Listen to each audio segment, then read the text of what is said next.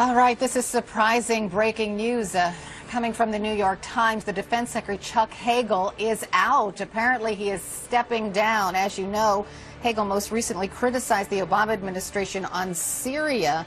He said the strategy there needed to include the Syrian government as well. He also testified before Congress recently on, perhaps we need ground troops to fight ISIS. Don't know if any of this has to do with Hagel stepping down. We just got this word from the New York Times. Again, Defense Secretary Chuck Hagel stepping down as Defense Secretary. As you know, he just took office in 2013. We have General Mark Hurtling right now on our beeper line. General, are you there? I am here. General, are you there? I'm here, Carol. How are you? Oh, I'm good. I'm just kind of stunned by this news that Chuck Hagel is stepping down. How about you? Well, it actually does stun me a little bit, too.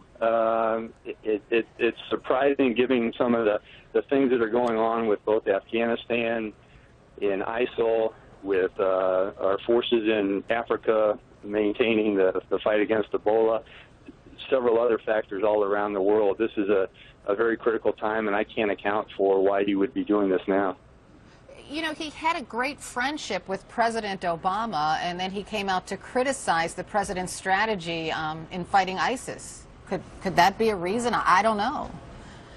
Well, I'm not sure I would categorize it as criticizing the strategy. I think the national security team are all constantly trying to adjust the strategy based on changing conditions. And he has certainly been vocal in making known to the president how he feels, which is, I think, something that a very good Secretary of Defense would do in any kind of crisis situation. I don't think that's part of it. There may be differences of opinion that none of us know about, but that's just conjecture, I think, on any of our parts right now. I'm just reading the New York Times article while you're talking, and of course the New York Times broke this news.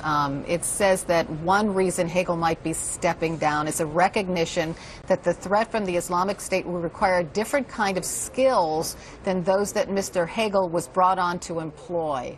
What does that mean in your mind?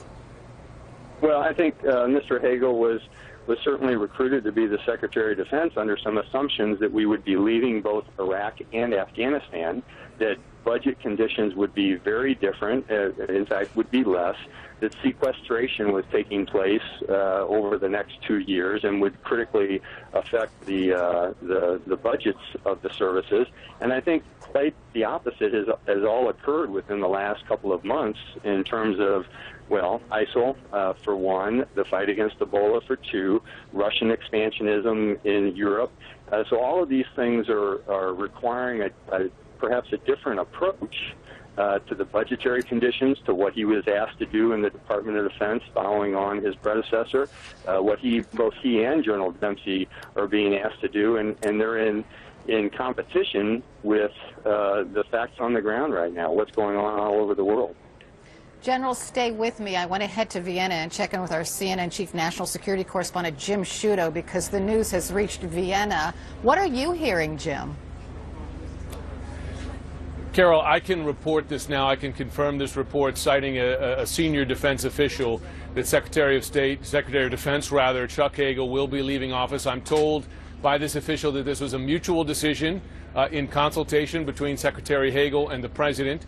I'm also told that Secretary Hagel will remain in his position until another nominee is in place. But again, just repeating that news, we can confirm, citing a senior defense official, Secretary Chuck Hagel will be leaving his post as Defense Secretary. It's described to me as a mutual decision, and I'm told that he will remain in place until a nominee to replace him is able to step in.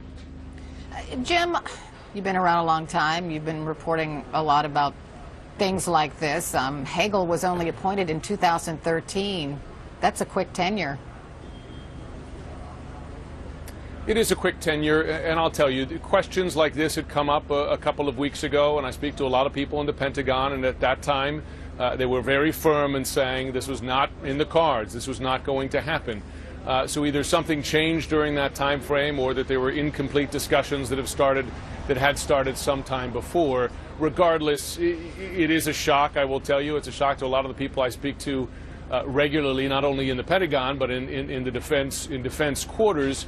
And keep in mind, this is happening when the Pentagon is a very busy building right now, as you know. There is a war, a growing war on ISIS. There are continuing commitments, military commitments in places such as Yemen, a continuing commitment just described recently as expanding in Afghanistan beyond the expected withdrawal of U.S. troops there, as well as military challenges elsewhere. You have hundreds of U.S. troops deployed to Africa now in the Ebola response. You have a military challenge from China in the Pacific that is ongoing and becoming more severe by many accounts. So this is arguably one of the busiest people in the administration, and to step down now, this is an extremely significant decision.